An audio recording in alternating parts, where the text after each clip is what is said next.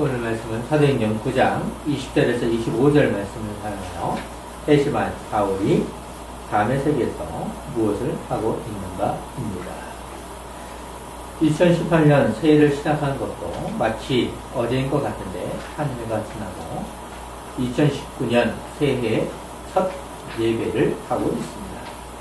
세월이 바람처럼 지나가는 것을 보면서 주님께서 나를 사랑하심으로 인도하고 있다는 것을 생각하십니다. 세상 사람들은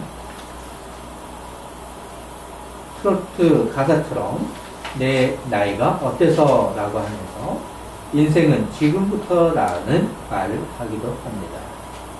하지만 솔로몬의 전도서를 보면 인생을 가리켜 무엇이라고 하십니까? 헤매, 허무라고 합니다. 왜 그런지 알 것 같기도 합니다. 하나님께서 우리와 함께 하심으로 세상에서의 삶은 허무하지만 하나님 나라의 삶은 허무한 것이 아닌 은혜입니다. 세상과 구별된 하나님의 백성으로 삶의 예배를 주님 안에서 하고 있습니다. 이것이 임마누엘의 영광입니다. 이런 은혜를 품고 있는 것이 지팡이 교회 성도입니다. 우리 교회만 가지고 있는 것이 아닙니다. 세상과 구별된 신자들은 모두 성도로서 주 안에서 하나의 교회라는 것입니다. 그렇기 때문에 하나의 교회, 즉 거룩한 공교회를 위해 기도하면서 복음의 증인자가 되어야 합니다. 새해가 되면 사람들은 덕담을 합니다. 특히 올해는 기해는 황금돼지라고 돼지의 해라고 합니다. 세상적인 띠로 즉 12간지 동물 띠 순서로 운세를 맞추는 것은 성경적인 것이 아닙니다. 올해가 황금돼지라 그런지 축하 그림을 보내주시는 분들이 보면 어떠합니까? 부자되지, 꽃길만 걷게 되지, 하는 일 모두 잘 되지, 모두 행복하고 건강하게 되지, 잘 되지 등 돼지라는 말을 이런 표현들이 많습니다. 안타까운 것은 목회자들도 있었다는 것입니다. 새로운 해를 시작함으로 소원을 비는 말과 덕담으로 하는 것 같지만 모든 날이 주의 날임을 아는 신자들은 조심성이 있어야 한다는 것입니다. 덕담을 하는 것은 좋지만 그리스도인에게 있어서 좋은 말인가를 생각해 보았으면 합니다.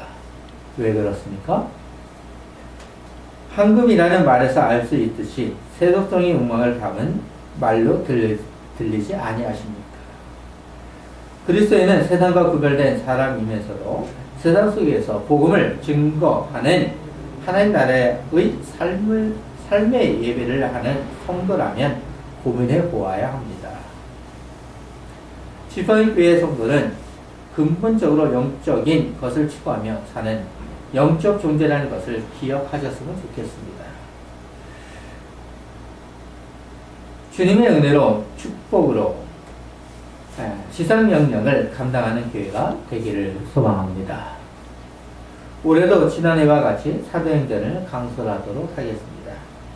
지난주에 우리는 사도행전 9장 10절에서 19절을 사용하여 아나니아를 만난 사울의 이야기를 들었습니다. 그 말씀을 기억할 줄 믿으면서 다시 생각해 보겠습니다. 사울은 다메섹으로 가면서 그곳에 빨리 도착하여 예수님을 믿는 자들을 잡아서 이스라엘로 데리고 가고자 싶었을 것입니다. 그런데 다메섹으로 가던 중에 호련히 하늘로부터 빛이 그를 둘러 비치는 것입니다.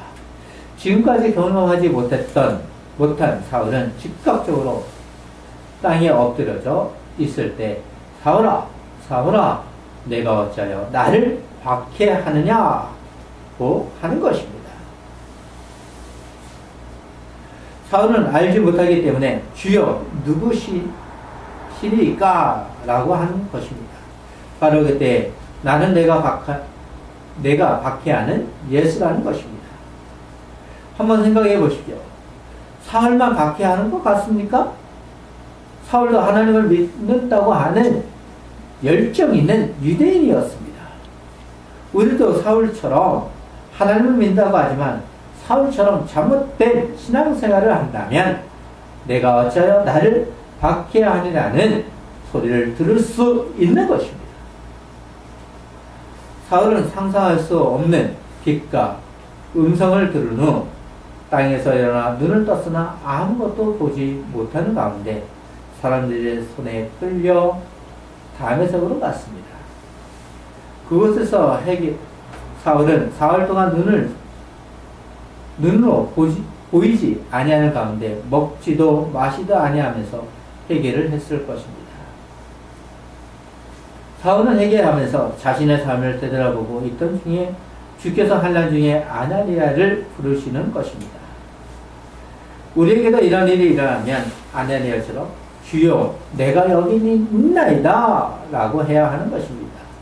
이것이 주님 안에서 제자여 성도로서 신뢰하면서 교제하고 있다는 증거입니다.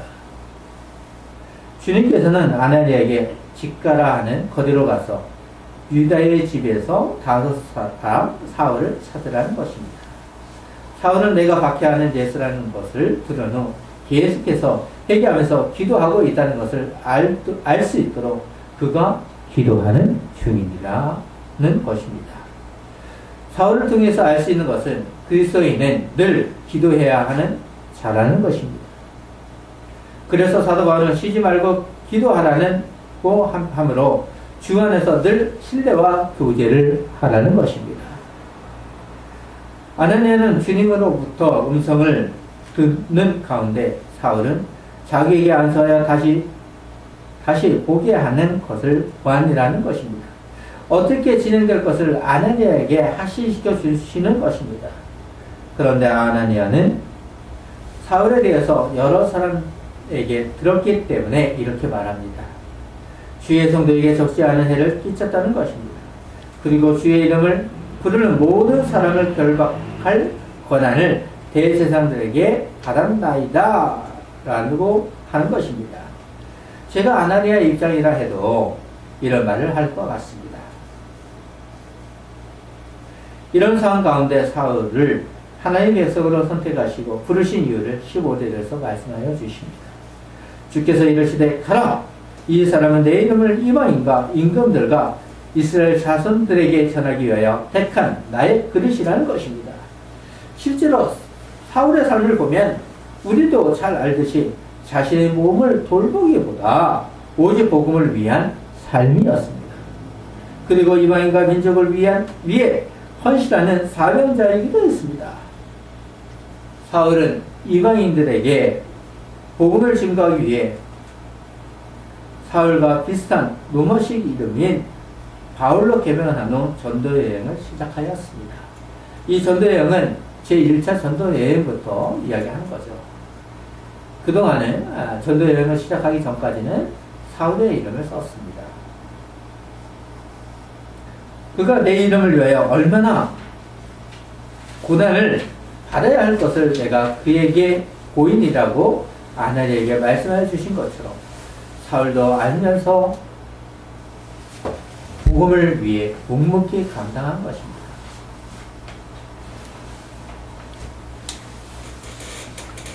참으로 이것이 사도 바울의 고난의 길, 십자의 길은 우리에게 은혜였습니다. 그가 남긴 서신서를 통해 우리는 하나님의 아는 지식이 풍성해질 수 있는 것입니다.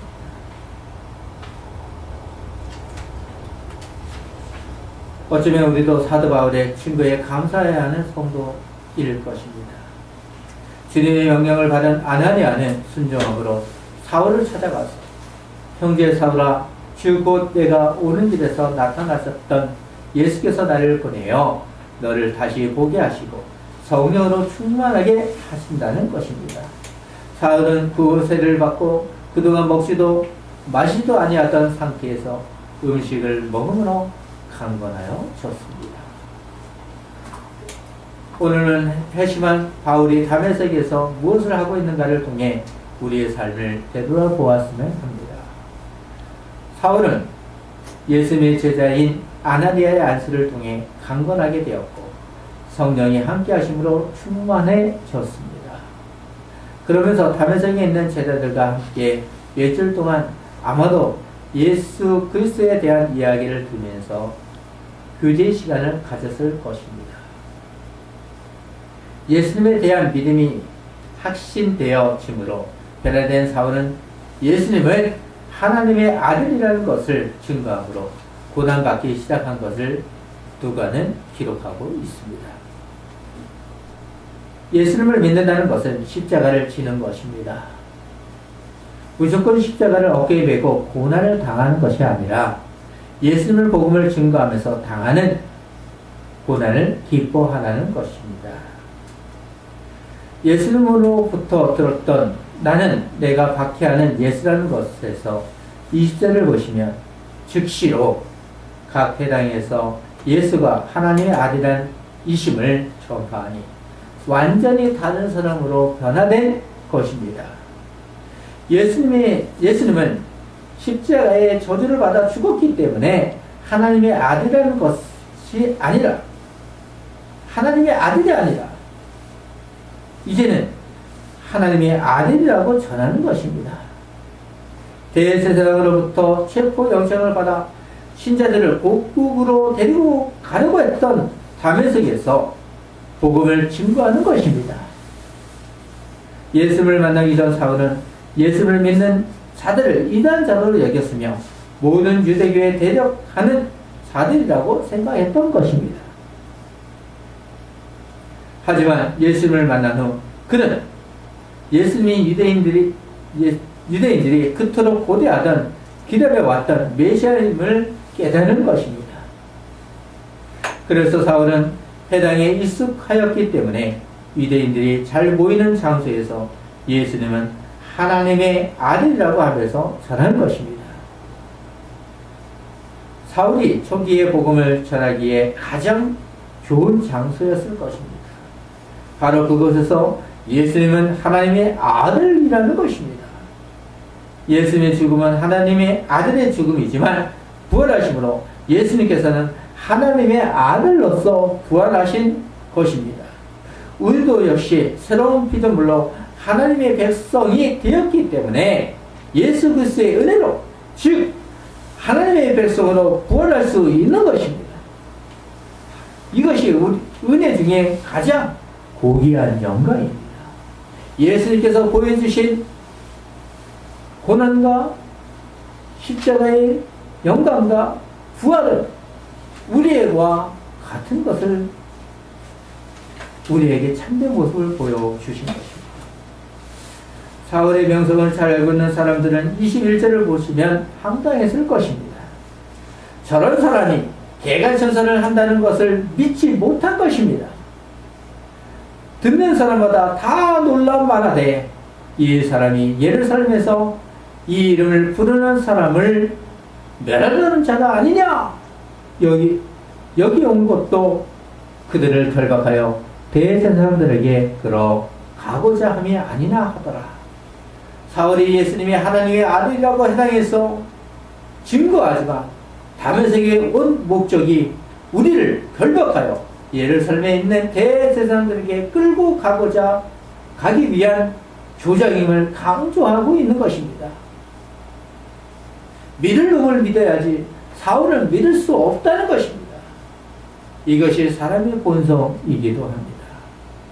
우리가 볼 때 확연히 알 수 있을 만큼 사울은 완전히 변화되었지만 사람들은 예수님께서 회심시키고 아나니아와의 사건을 모르기 때문에 아마도 더 두려웠을 것입니다. 그렇기 때문에 예수님을 참되게 믿는 사람들은 합당한 믿음의 열매를 맺어야 하는 것입니다. 회개와 회심을 한 성도는 과거의 잘못을 더 이상 반복하는 것이 아니라 제자로서 삶의 예배를 해야 하는 것입니다. 사도 바울이 복음을 증거한 것도 하나님의 아들이라고 증거한 것도 삶의 예배를 하는 것입니다. 모여서 하는 예배만 중요시하고 흩어져서 하는 예배를 중요시하지 않는다면 이율 배반적인 것입니다. 삶의 예배를 통해 변화된 성도로서 열매를 맺는 것입니다. 사울은 같은 유대인들로부터 소문을 들었을 것입니다. 그러면 자신의 모습을 지키고자 해야 할 것입니다. 그리고 다른 지역으로 이동하여 복음을 증거하고자 해야 할 것입니다.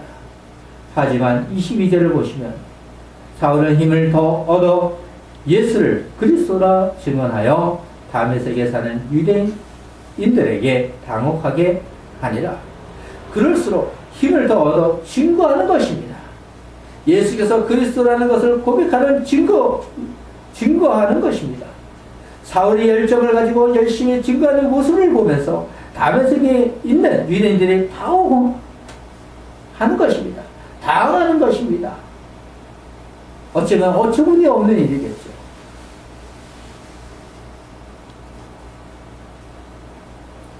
마치 히틀러가 변화되어 복음을 유대인에게 증거한다고 생각해 보시기 바랍니다. 믿을 수 있겠습니까? 사울에게 며칠 사이에 이 모든 일이 일어났고 사울은 즉시 예수 그리스도에 대한 이해와 하나님의 아들이라는 것을 공개적으로 증거하는 능력으로 성장하기 시작하는 것입니다. 사울이 회당에서 예수님이 하나님의 아들이라고 선포하면 할수록 유대인들은 당황하고 놀랄지 몰라도 사울 자신은 갈수록 영적으로 더욱더 힘을 얻고 있는 것입니다.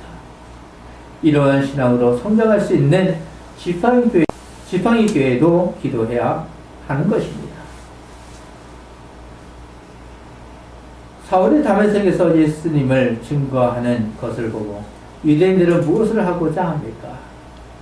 이 3절을 보시면 여러 날이 지나매 유대인들이 사울 죽이기를 공모하더니, 여기서 유대인들은 모든 유대인들을 뜻하는 것이 아니라 복음을 대적하는 유대인들을 가리키는 단축된 표현으로 봐야 합니다. 유대인들은 사울의 논증을 틀리지 않았다는 것을 알고 있었습니다. 만일 틀렸다면 그들은 사울을 논리적으로 공격했을 것이고 결박하여 법정에 세우고자 했을 것입니다. 사울의 주장이 틀리지 않았음에도 불구하고 유대인들은 자신들의 잘못을 인정하고 사울의 주장을 받아들이지 않고 죽이고자 공모하는 것입니다. 이처럼 세상에 참된 빛이신 예수님이 오셨음에도 불구하고 세상이 어둠을 사랑하고 자기의 잘못을 드러내는 것을 두려워하여 예수님을 미워했던 것처럼 유대인들은 또 다시 자기들의 죄악을 숨기려 사울을 죽이고자 하는 공모를 하고 있는 것입니다. 이것이 사랑이 가지고 있는 제약된 모습입니다. 공개적인 토론으로 사울의 입장을 들어보기보다는 폭력으로 해결하고자 하는 것입니다. 자, 이것은 언약의 10가지의 말씀을 어기는 것입니다. 참고로 여러 날의 지남에는 학자들은 대체로 3년 정도의 생각을 합니다. 사울은 다메섹에만 전한 것이 아니라 갈라디아서 1장 17절과 18절을 보시면 또 나보다 먼저 사도된 자들을 만나려고 예루살렘에 가지 아니하고 아라비아로 갔다가 다시 다메섹으로 돌아갔노라. 그 후 3년 만에 내가 게바를 방문하여 예루살렘에 올라가서 생각하면 3년으로 볼 수 있습니다. 자, 그러니까 다메섹에서 있던 것이 아니라 해심한 후 갈라디아에서 사도 바울이 기록한 것입니다. 아라비아에 들어가서 복음을 증거한 후 다시 어느 시점에 돌아왔는지 모르지만 다메섹에 돌아와서 계속하여 복음을 증거했다는 것입니다. 어떻게 보면 오랫동안 복음을 증거하고 있었던 것입니다. 또 오해의 소지가 있을 것 같습니다. 사울이 갔던 아라비아는 우리가 생각하는 아라비아 반도가 아니라 사해 남쪽 나바테아 왕국을 말하는 아라비아입니다. 그러니까 우리가 오해의 소지가 있기 때문에 이 부분을 설명한 것입니다. 우리도 사울처럼 하나님을 향한 열정이 있습니까? 유대인들이 생각하는 종교적 열정이 아니라 하나님을 향한 마음입니다. 사울은 회심한 후 자신이 가는 곳마다 예수는 하나님의 아들이라는 것을 증거하였습니다. 죽이기로 공모한 이야기를 사울도 알게 됩니다. 이 사절을 보시면 그 계교가 사울에게 알려지니라. 그들이 그들을 죽이려고 밤낮으로 성문까지 지키거늘 사울은 내 이름을 이방인과 임금들과 이스라엘 자손에게 전하기 위하여 택한 나의 그릇이기 때문에 성령은 사울을 보호하기 위해 개입한 것입니다. 계교를 알게 된 것입니다. 이것이 하나님 안에서 이루어진 섭리요 작전입니다. 사울은 과거 스데반을 죽이기로 생각하는 것처럼 이제는 자신이 사울이죠. 유대인의 제거의 대상이 되었다는 것입니다.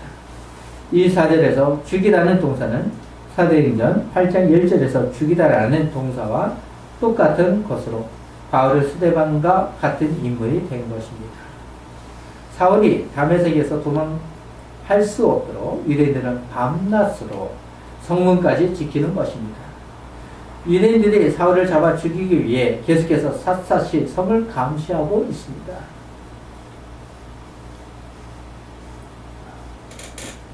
주도 면밀하게 사울을 죽이고자 계속 노리고 있었다는 것입니다.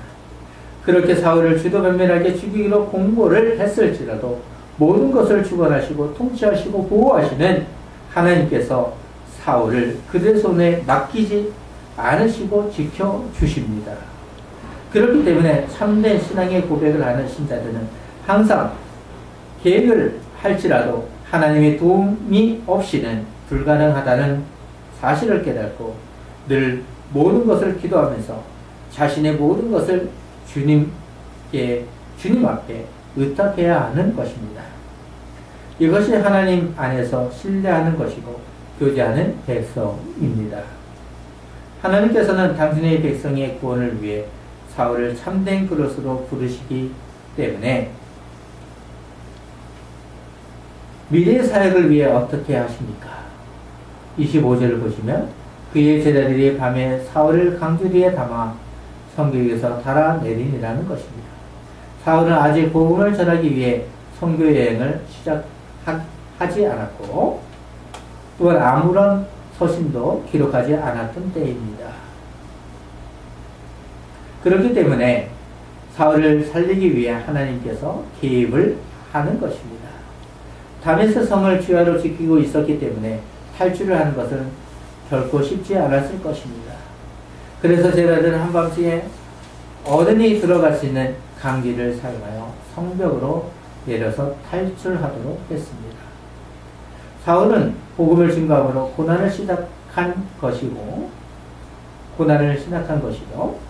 하나님 품에 안기기까지 감당함으로 참된 제자의 삶이 무엇인지를 우리에게 보여준 것입니다. 유대 종교 지도자는 예수님을 죽이려고 여러 번 계획하였지만 때가 되지 않아 예수님을 잡아 죽일 수 있었던 것처럼 사울도 같은 것입니다.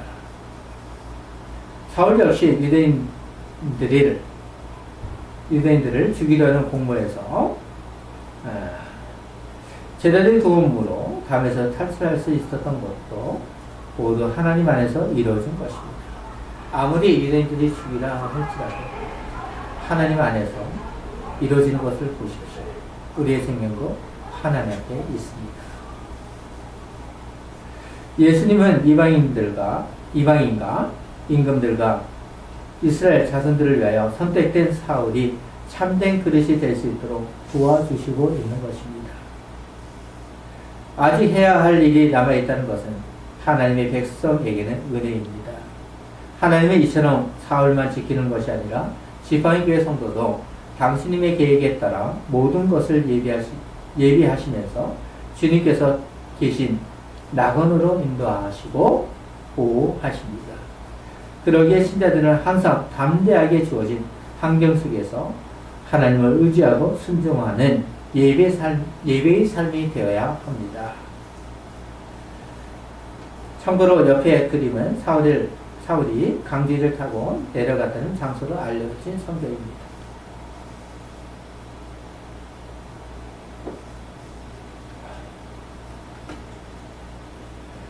사울은 예수님으로부터 은혜를 받고 회심하였습니다.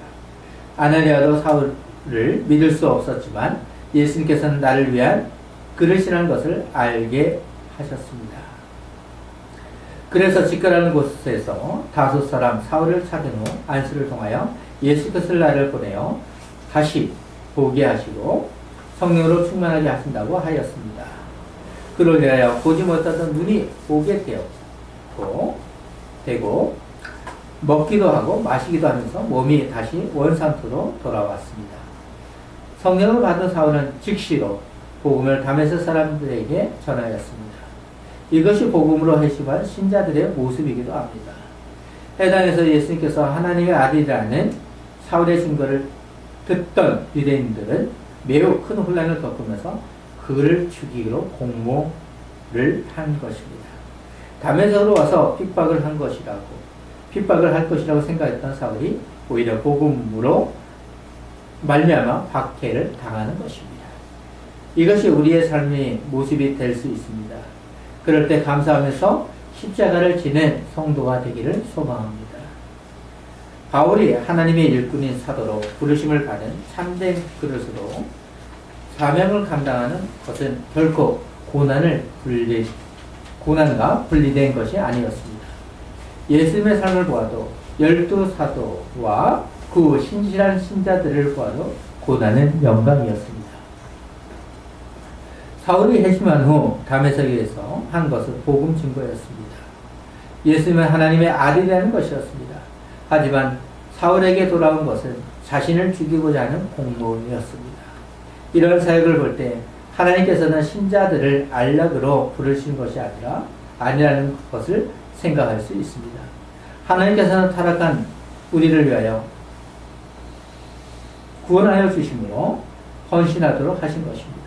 그렇기 때문에 믿음의 생활을 하는 사람들은 헌신된 성도입니다. 한 번 헌신은 영원한 헌신입니다. 사도 바울의 헌신은 매해 첫날 그리고 부활주일 성탄절 그리고 특별한 날 헌신하는 것이 아니었습니다. 이미 헌신된 몸으로서 모든 날이 충실한 삶의 예배였습니다. 지팡이교회도 사도 바울처럼 헌신된 성도라는 것을 생각하면서 기도로 마무리하겠습니다.